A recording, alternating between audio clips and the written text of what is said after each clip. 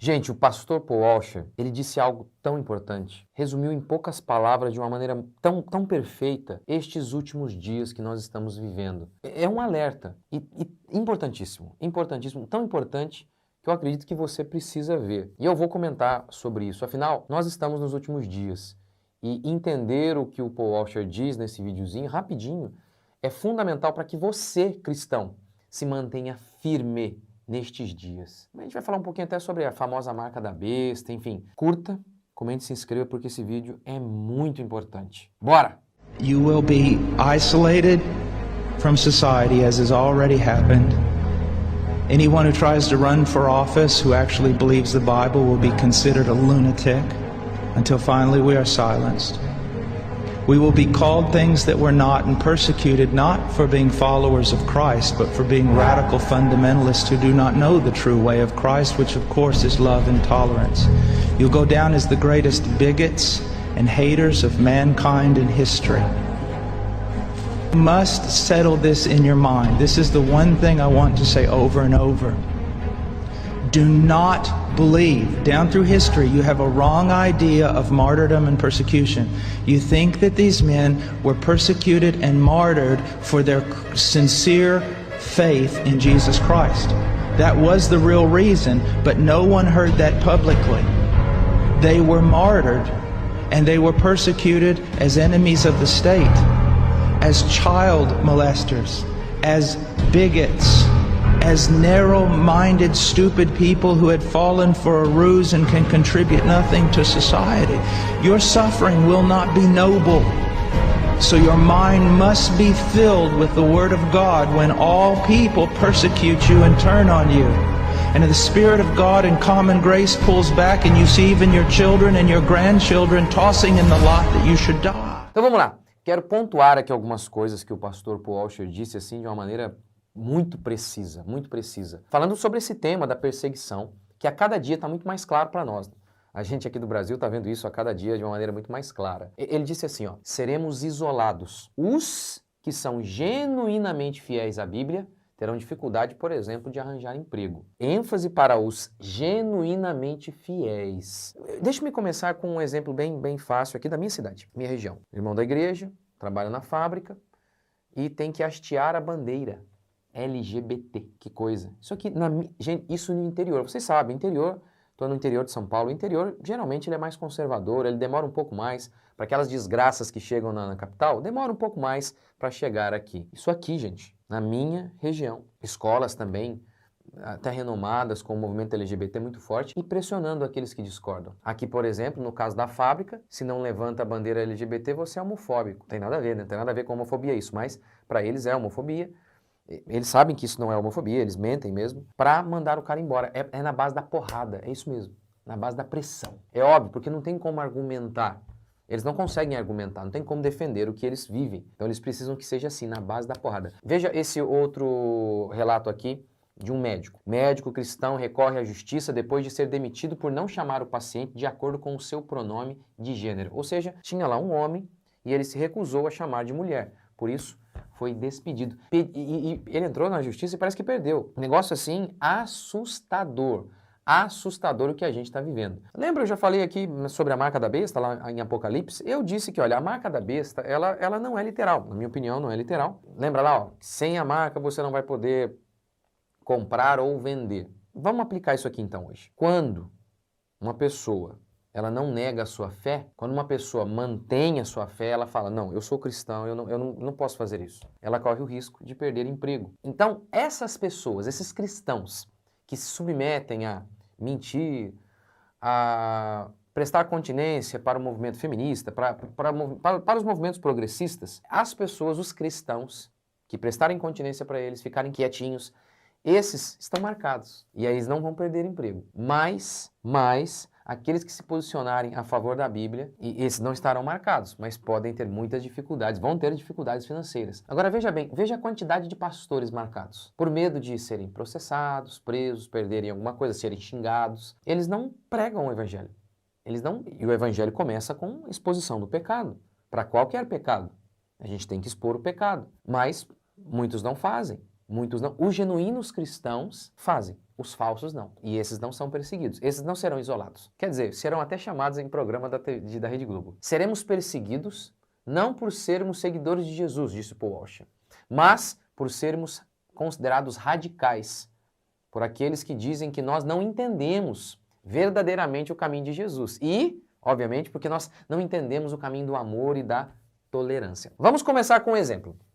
O André Valadão. Ele fez uma ótima pregação sobre o movimento LGBT, acho que ainda está fazendo uma série durante este mês aí, pregando sobre isso. O que pastores progressistas e até conservadores, pessoas politicamente falando, conservadoras, disseram? Eles disseram assim, queime a Bíblia está errada?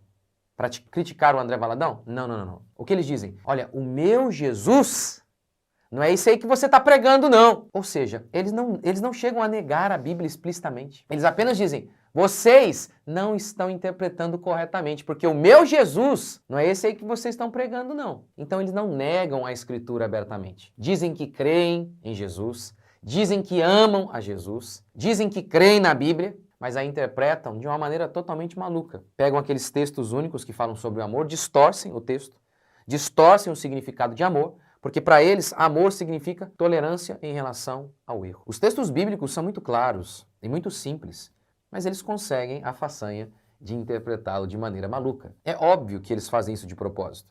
É óbvio que no meio disso deve ter um monte de gente lá que é ignorante mesmo e não consegue enxergar coisas óbvias. Mas tem uma quantidade bem grande dessa galera aí, eles sabem o que eles estão fazendo. Eles sabem. Eles não creem na Bíblia coisa alguma. Eles não dizem isso abertamente, mas eles não creem. Mas eles usam a Bíblia como Satanás usou contra Jesus. Querem usá-la de maneira distorcida para dizer, tá vendo, gente? Olha, nós não estamos perseguindo vocês, cristãos. Estamos perseguindo esses cristãos radicais aqui. Tá vendo? E aí, eles colocam a opinião pública toda contra nós, contra os genuínos cristãos. Essa é a jogada. Essa é a jogada. Então, não só pastores progressistas, né, a mídia podre, até aqueles pastores que parecem ortodoxos, eles dizem assim, olha, não, peraí, eu não discordo do discurso do Valadão, mas tem um jeito certo de falar. Mas eles não falam de jeito nenhum. Não falam de jeito nenhum.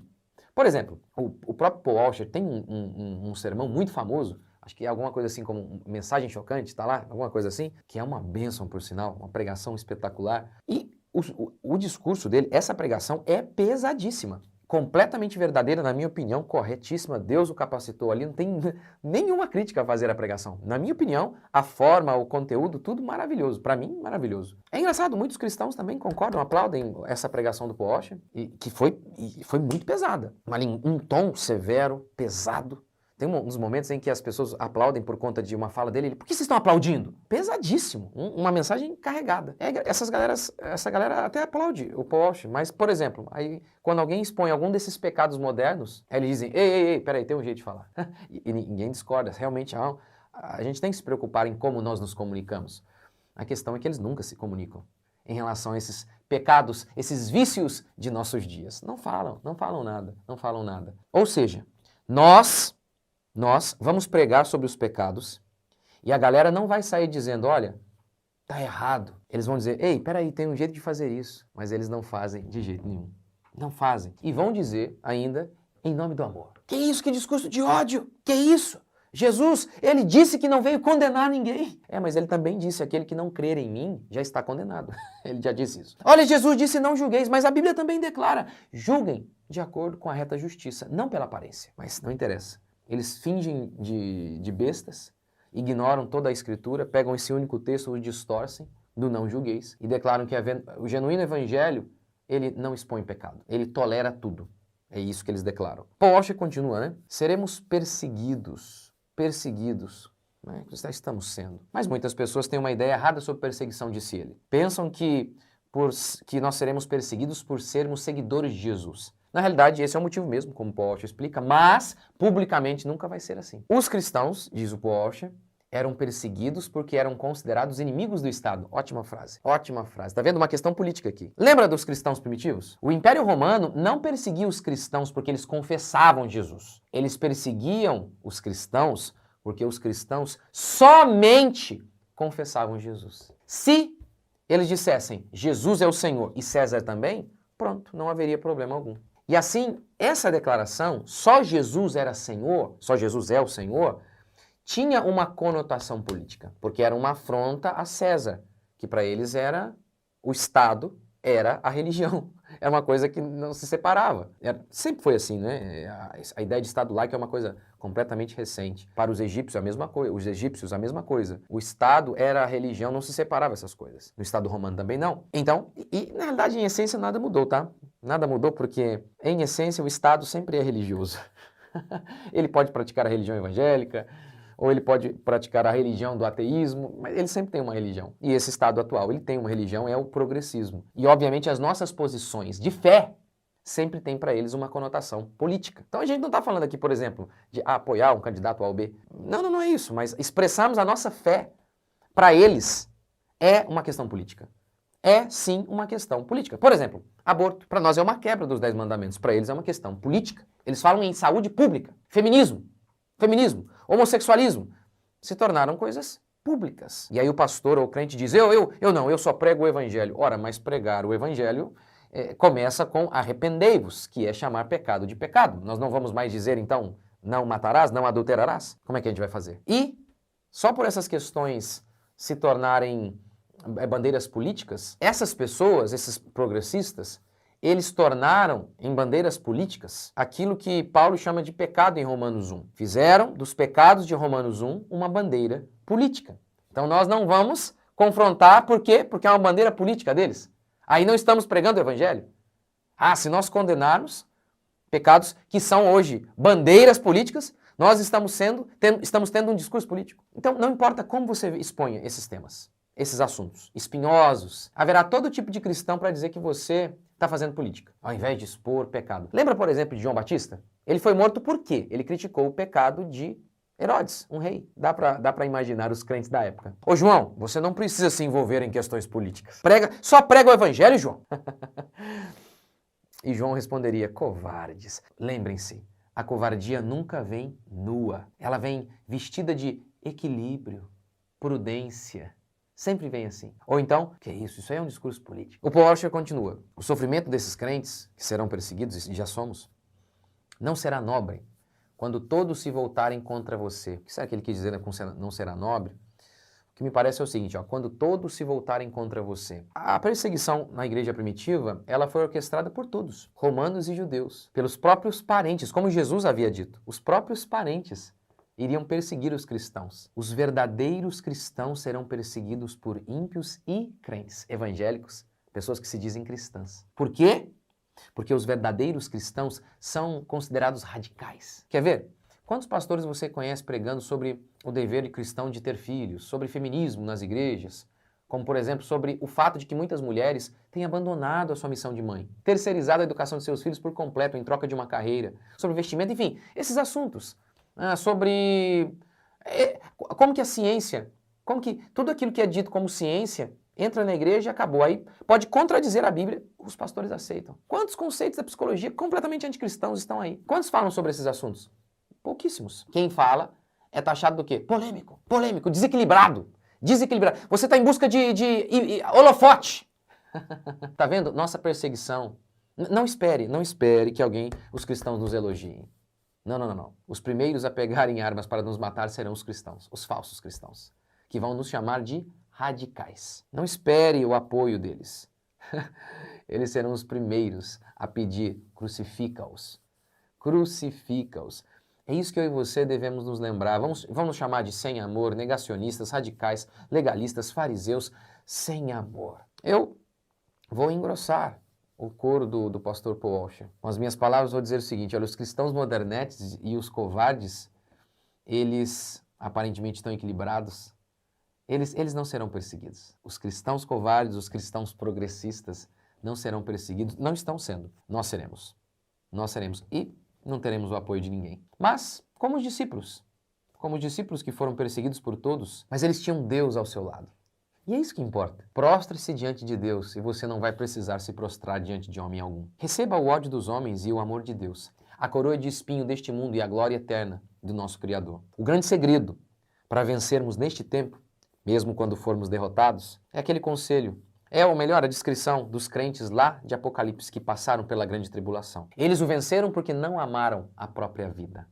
Não ame este mundo. Não coloque o seu coração nas coisas ou no elogio dos homens. A soberba da vida. Sermos elogiados. Hoje todo mundo aplaude Paulo. Lembrem-se, Paulo foi entregue pelo seu próprio povo. Ele foi chamado de herege, charlatão e por aí vai. Preocupe-se em ser fiel e ouvir a voz de Deus. Foste fiel no pouco, sobre o muito eu vou te colocar. E aí, você está preparado?